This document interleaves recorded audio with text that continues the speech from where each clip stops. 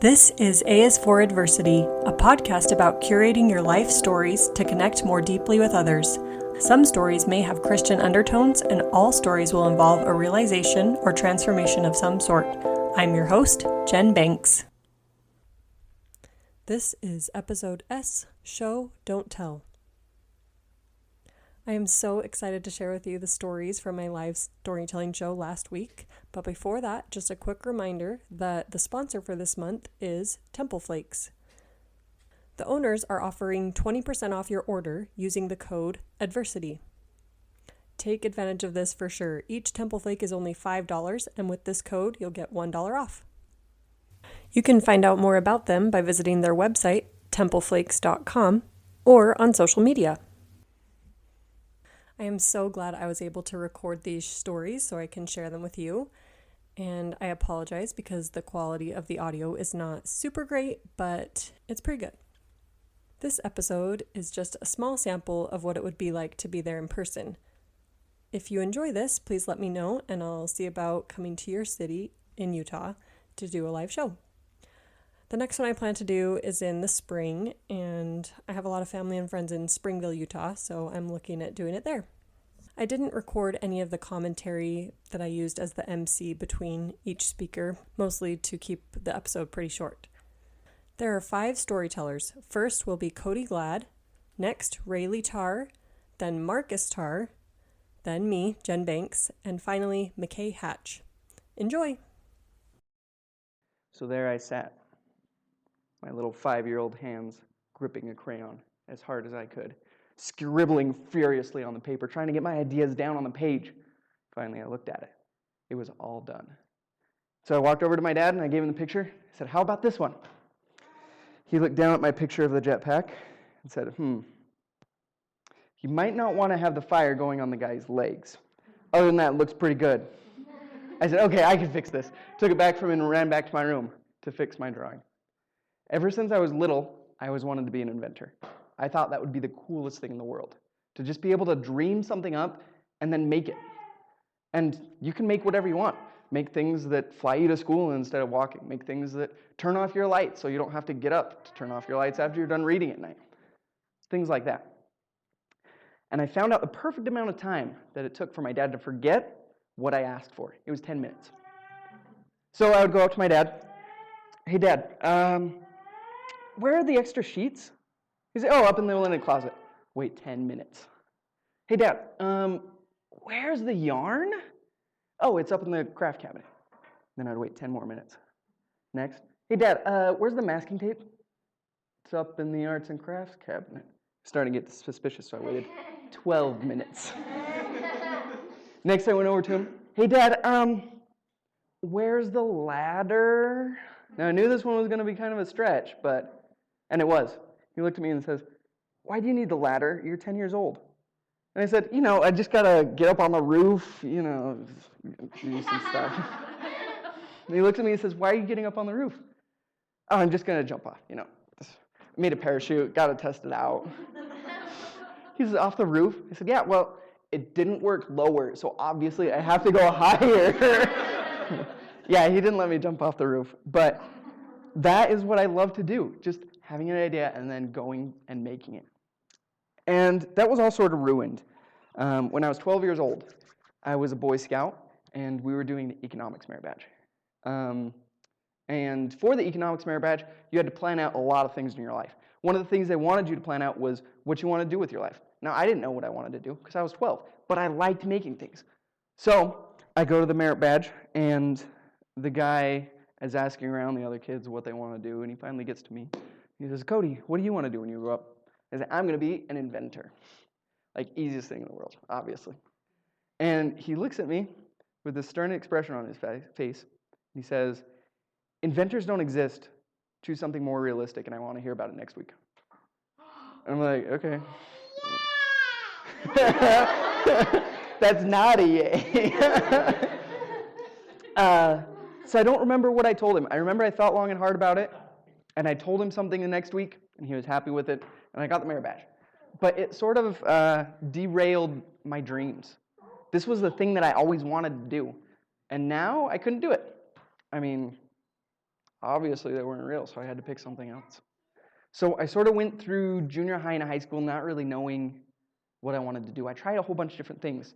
I tried sociology. That was cool. I tried psychology. That was fun. I tried video editing. Video editing was really cool.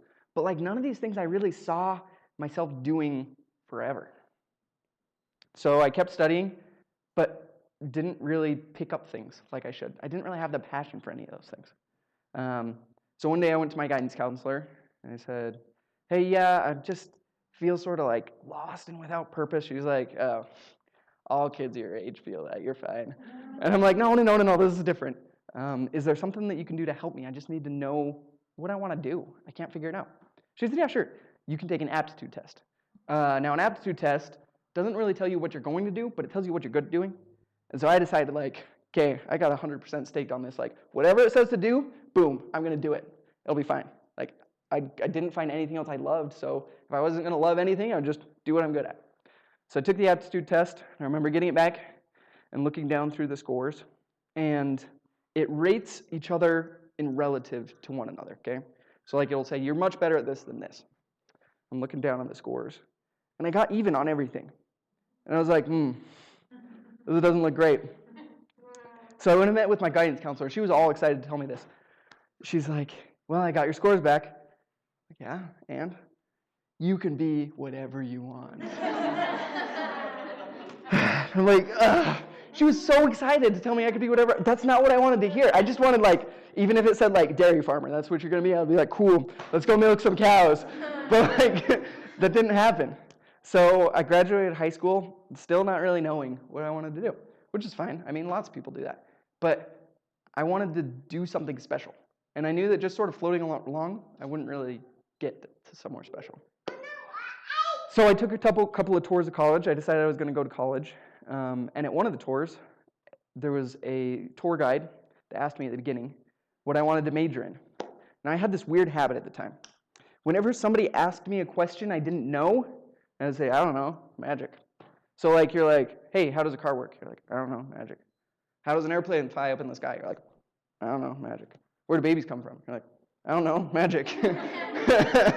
So this poor tour guide who has me on the tour and really wants to recruit me to this college, it's like, what do you want to major in? I'm like, I don't know, magic. So she thinks really hard. She's like, I'm not sure if that's social studies or performing arts, so we'll go tour them both. I wasn't interested in social studies and arts, but it was a cool enough college, so I decided to go there. And my first year in college, you take a whole bunch of different generals. So I took like sociology again, which was kind of cool. It was like a recurring trend in my life. I took world literature, took math. I hated math. I wasn't going to do math. And I had one credit free, so I took a general engineering class. I didn't know anything about engineers except for they did math, and I hated math, so I wasn't going to do math. And in the engineering course, they talked about lots of different engineering disciplines. There's like mechanical, there's chemical, there's electrical, there's civil, and they just talked about the math they did. I was like, that's cool. Like, this is a fine credit, but I'm not going to do math. Like, no. And then at the end of the semester, we did an egg drop competition. Now, I'm not good at egg drops, but I'm good at winning competitions. So I decided I was going to win this. I got a team together, and we met way more often than we should have. And we worked on it like weekends, and honestly, the other teams like didn't put in very much effort, but we were going to win this thing. And the requirements were really, really strict. You had like a half an inch around the egg, and it had to be dropped from 3 stories. And we figured out a plan. We figured out a way that it worked, but it only worked 60% of the time. But we're like, that's as good as we're going to get.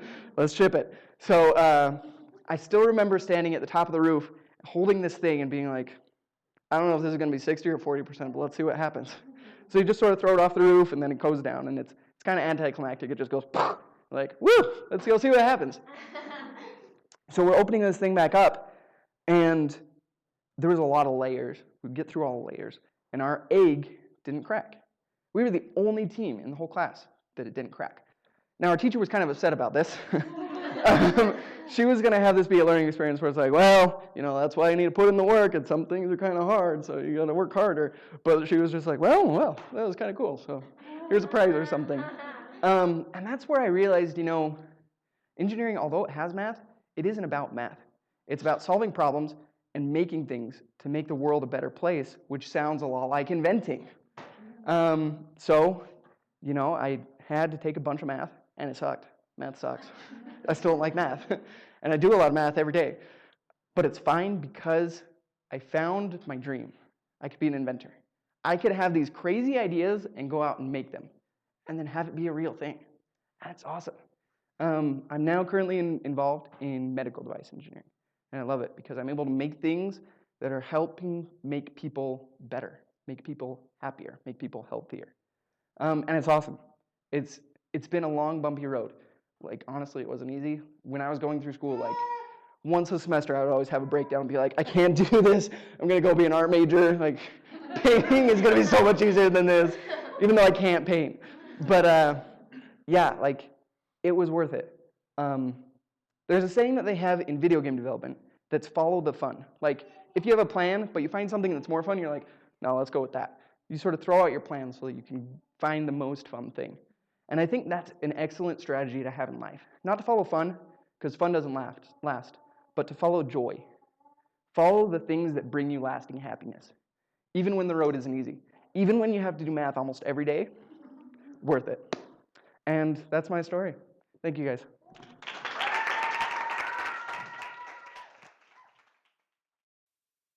I could feel my face turning bright red as the boys in the corner laughed at me. I was reading a book in our class at grade school, and I got stuck on a word. I was trying to sound it out, but I couldn't. It was too hard. As the laughing and mocking continued, finally the teacher shut them up. "Don't you guys have any respect?" she scolded. My face turned so red, and I just sunk into my chair, wishing in that moment I had the power to make myself disappear. I didn't look anyone in the eyes. I knew that if I did, they'd see right through me. Later that day, I climbed up to my top bunk bed, laid my head on the pillow that my mother had made for me, and cried. How could they be so cruel? But being made fun of because I'm dyslexic was nothing new. Sometimes my own family would make fun of me, saying, "Rayleigh, you are so behind. You are never going to get caught up. Why are you even trying?" And the thing is I knew they were right. My worth was minimal. However, with everything that I was going through as a kid, I did have something to look forward to. Christmas was right around the corner, and I knew that it was going to be exciting, even though I knew we weren't going to get Christmas presents that year. I am the second oldest of 10 kids, and my parents worked very hard just to make ends meet. And so I was hoping that there'd be something in my stocking, but if not, I knew that my mother would be making something delicious for Christmas dinner, and all of our needs would be met. At 6 a.m. on Christmas morning, I woke to my little sister screaming with excitement, "Christmas is here!" I threw my blankets off and ran down the hallway to our big family room where we gathered for family prayer. And right in front of my eyes was the most beautiful Christmas tree I had ever seen. It was illuminating with light. There was blues and greens and yellows. It was like the entire room was filled with magic. My little siblings in the corner were already peeking through their stockings to see what new goodies they got. And underneath the tree, there were a few carefully wrapped Christmas presents with a name on each one. What a Christmas miracle. The room was filled with warmth, love, and excitement. Nothing could have made this any better. Then, out of the corner of my eye, I saw something else that was shiny. I came a little closer, and my mouth dropped open. There, on the chair that was over by the Christmas tree, was the most beautiful princess dress I had ever seen. And it had my name on it. I picked it up and I held it next to me and twirled around. It made me feel like a princess. Was this really mine? For the first time in a very long time, I felt beautiful, inside and out. My parents worked so hard so they could make something so wonderful for us that Christmas. However, little do they know that it was a lot more than that. That dress was the start of me gaining my confidence back. I eventually became a better reader, and I started to learn my true worth. I learned that with or without the dress, I am a daughter of God, and I have infinite worth. Yes, I'm dyslexic. Yes, I was bullied as a child, but that does not define me. Through my experiences serving a mission, traveling all over the world, holding little orphans in West Africa, and building a business, it's been amazing. I've been able to build my confidence, and I've been able to help others to do the same. We all have challenges, either seen or unseen, but those do not define us. And that needs to be celebrated. Thank you.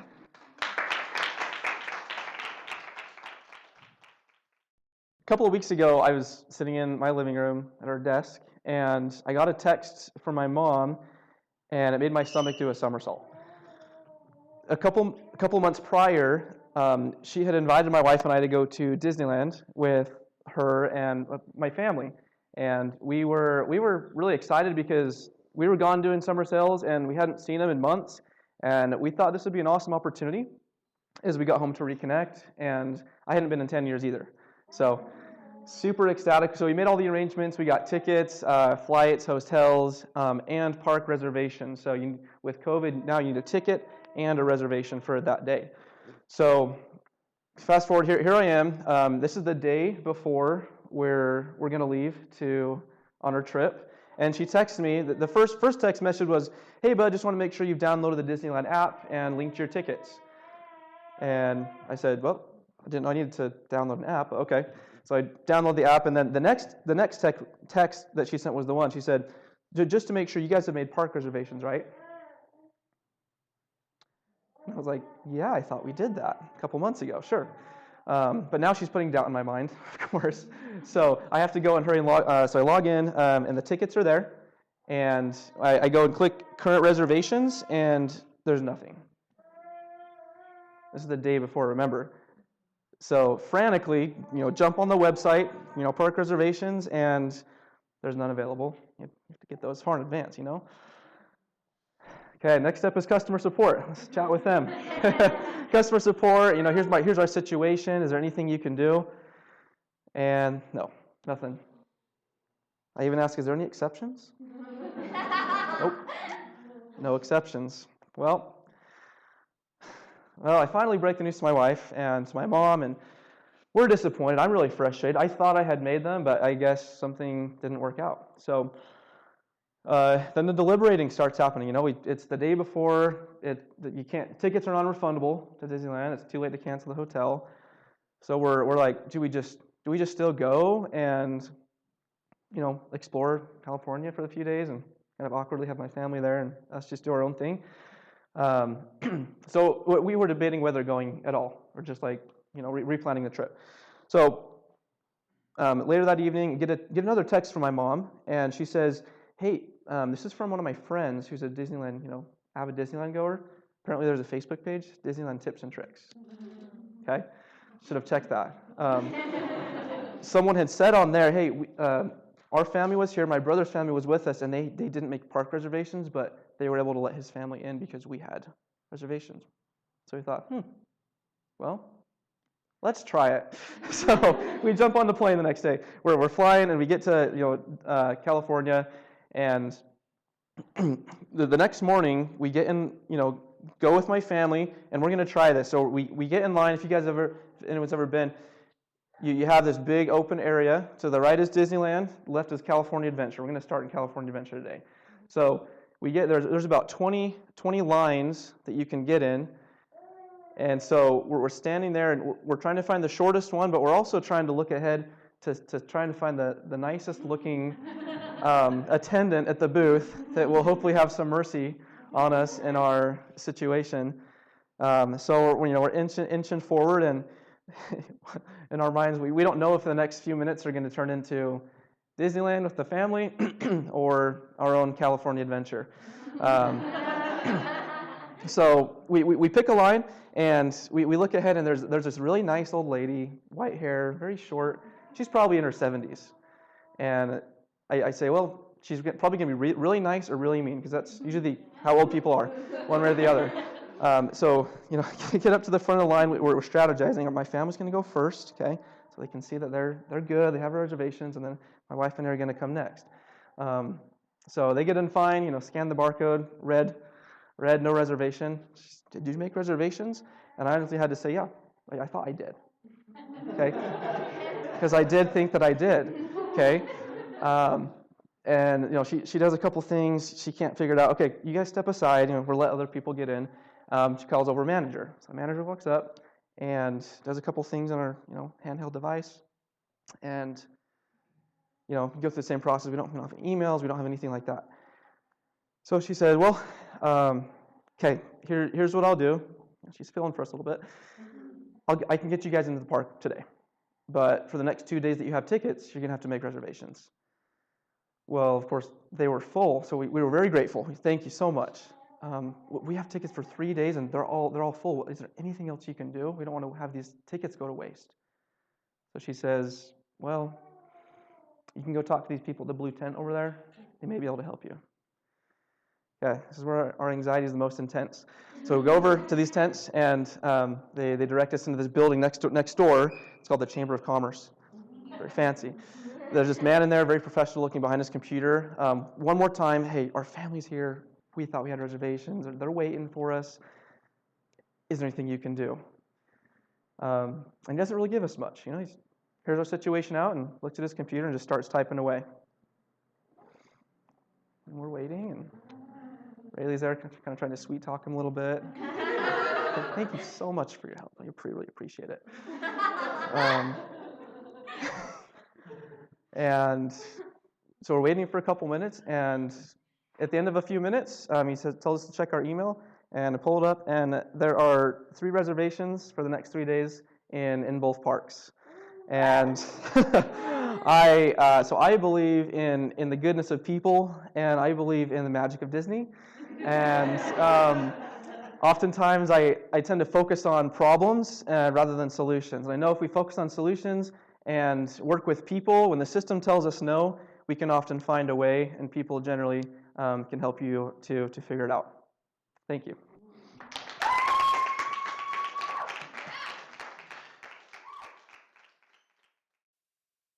I'm driving down the road with a car full of people. 2 of them are my roommates, whom I just met a week ago, and the other 2 are some random guys. My roommates are some of the most social people I've ever met, so it's not unusual to have random strangers show up in your apartment, your car, at lunch.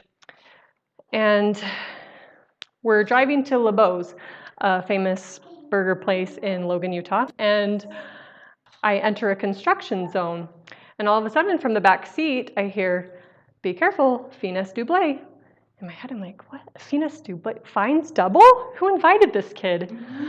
I look at my rearview mirror at random kid number 2, and we get to the burger joint, and he makes another weird comment. He says, "Be sure to use a condiment for safe eating."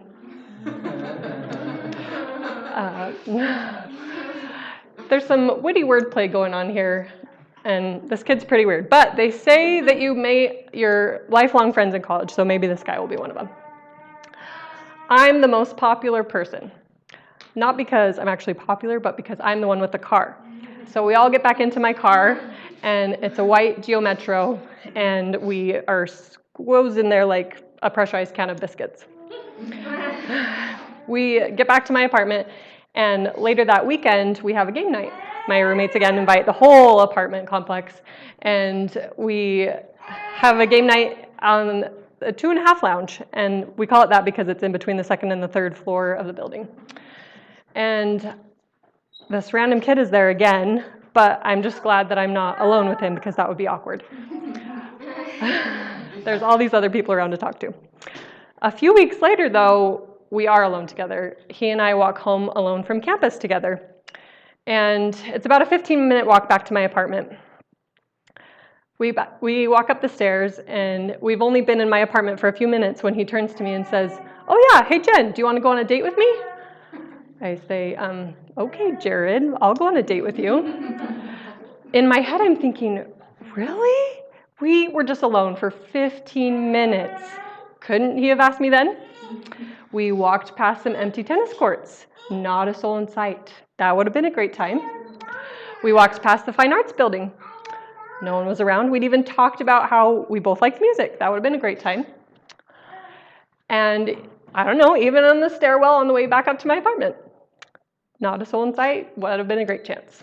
But no, he instead asks me in front of 7 human beings, 3 half-eaten pizzas, a TV that's on, and a goldfish. Maybe it's because he thinks if he asks in front of all these people, I can't say no. But I can say no. I don't date nerds like Jared. I'm looking for tall, dark, and handsome. Not short, blonde-haired, and blue-eyed. So, or maybe he's just clueless. Maybe he doesn't really know how to ask girls on dates. But either way, I've already said yes. I'll just go as a friend. It's okay. So he picks me up on Friday, and I find out that it's a double date. I relax and realize, this will be purely platonic. No hand-holding, no kiss goodnight. We're safe. We're good. So a few months later, the semester ends, and I figure I probably won't ever see Jared again. It was a good friendship, but he's off onto a mission in the Philippines, and I stay at Utah State to study elementary education. 2 years later, he comes back to Utah State, and I'm there too, and we reconnect. He asks me if we want to start donating plasma. I think, I really hope this isn't another one of his date ideas, because if they are, they're seriously declining. First, it was a double date, then an occasional postcard letter from the Philippines, and now selling our bodies for money. So we donate regularly, and again, I'm the one with the car, so I take him and we go. And it's a pretty good side gig. One particular Thursday, we walk into the lobby, and it's pretty empty, which is a good sign, because usually it's packed and you have to wait twice the time and you still get the same amount of money. But we get screened pretty fast. I answer all the questions that I could answer in my sleep. Have you been out of the country? Have you donated blood in the past few years or days, months? Anyway, obviously I don't remember them now. But and then I go back to the donation floor. It's always very cold back there, so I have a jacket. Phlebotomist leads me to a chair. He's tall, dark, and handsome. And I sit down in the chair, and as he's putting in my IV, he gives me a compliment. He says, "Ooh, you have nice veins." I say, "Thank you." Very weird. And then I had to take my jacket off for the IV, but I put it back on, as a blanket, because, again, it's freezing in there. And I get to the end of my cycle, and Jared's already done. I have to do an extra step, which is getting saline just because of my weight. And so that's extra cold because it's room temperature fluid going into your body temperature body, so it feels really cold. And you just feel it going through your veins. It's kind of weird. And then I go and drink my required Powerade. Jared's already cleared to go, but he waits for me. And we walk out into the warm summer day. All of a sudden my phone rings, and I look at it, and it's my mom. So I fill her in on the minutia of the day. We've gotten back to my car at this point, but my car doesn't have AC. So Jared waits in the back. He's just leaning on the trunk. I go inside because I'm still trying to warm up from the donating. So I go inside and just talk to my mom for a while. I glance in my rearview mirror, and I see that Jared's teetering. Gotta go, Mom. I throw the phone, don't even care where it lands or if it breaks, and I race back to the back of the car. As I'm looking at Jared, I think, what's happening? My palms are sweating, my heart is racing. I feel lightheaded. Am I going to pass out too? No, this is a different feeling. I've never felt like this before. Oh my gosh, I care about this guy. When did that happen? I steady Jared, and we walk into the nearby grocery store, and I take him to the bathroom. And all the while, I'm thinking about how I fell in love with my best friend. Just kind of snuck up on me. And at the end of the day, I realize it's okay that he's not tall, dark, and handsome, because he makes me laugh every single day, and that's more than I can ask for. So, thank you.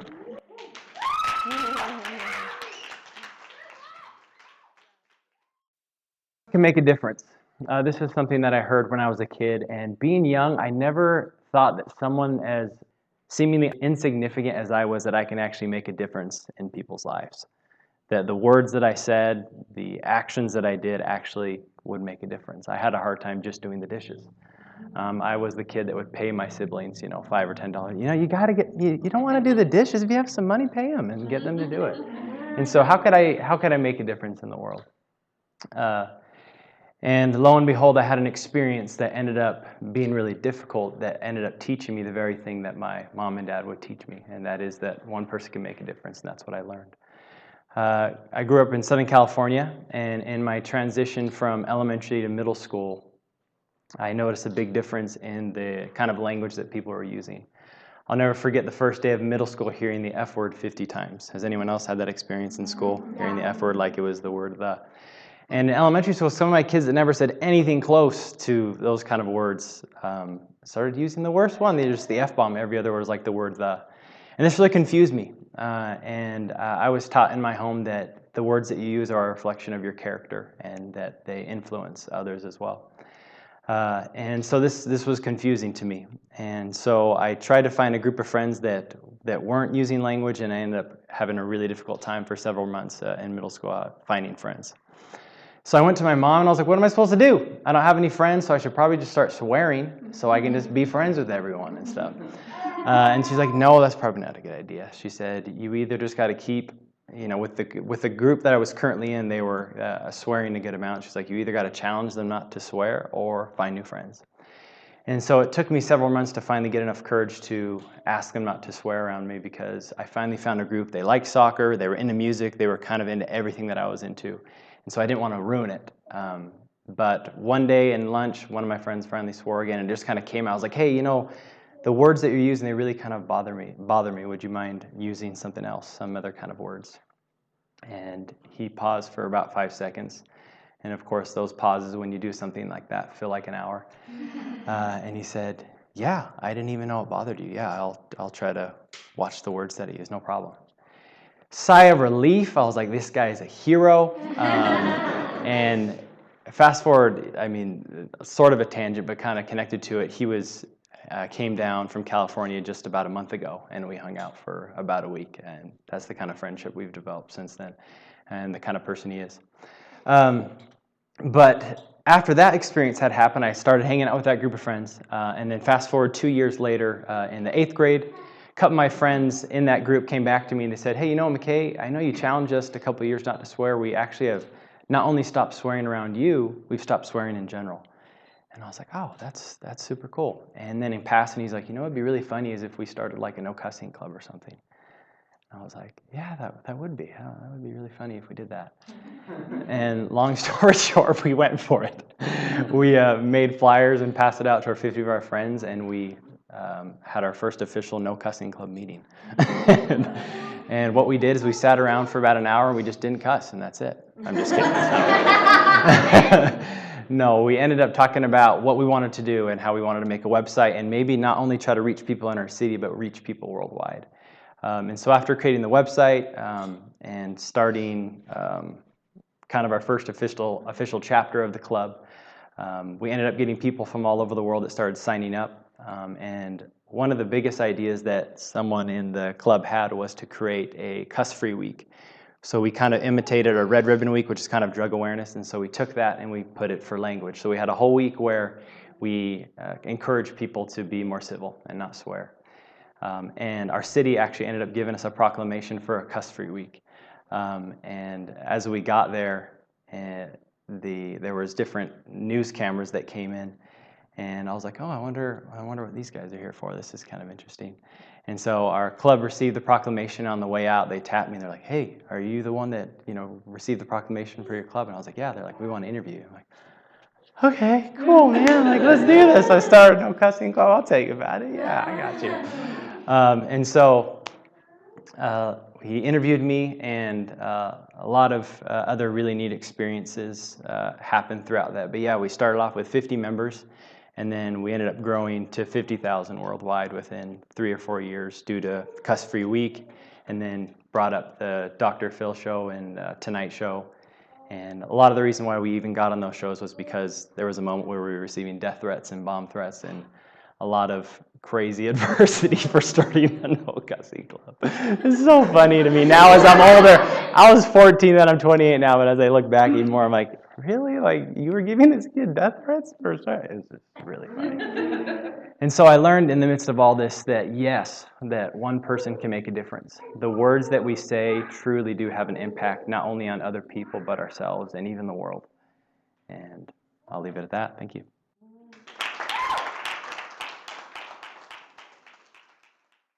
If you'd like to pitch your story for the podcast, or if you want more storytelling strategies, contact me at jenbanks16@gmail.com, or find me on Instagram at jenbankscoaching.